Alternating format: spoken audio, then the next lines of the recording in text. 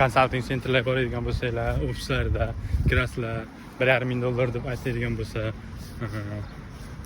agar viza chiqmay qoladigan bo'lsa, отказ bo'lib qolsa, masalan, $400-500 olib, bo'lmasa yarim pulingizni olib qolamiz, qolganini qaytarib beramiz viza chiqmaydigan bo'lsa, viza 1 yilgacha chiqadi, 5-6 oyda chiqadi deb nimagadir garantiya berayotgan bo'lsa, 100% mashaynik, hech qachon ishonmanglar u firmaga, chunki aynan hozirgi kunda polskiy firmani vizasi bor shimo, birinchidan, ikkinchidan, agar ular sizlarga $700 olib qolib, yo'q, $500 olib qolib, masalan, 1,5 mingdan 1000 sizga qaytarib bersin, 6 oymi, 7 oydami, borani 1 oyda qaytarib bersin, bo'lmadi deb.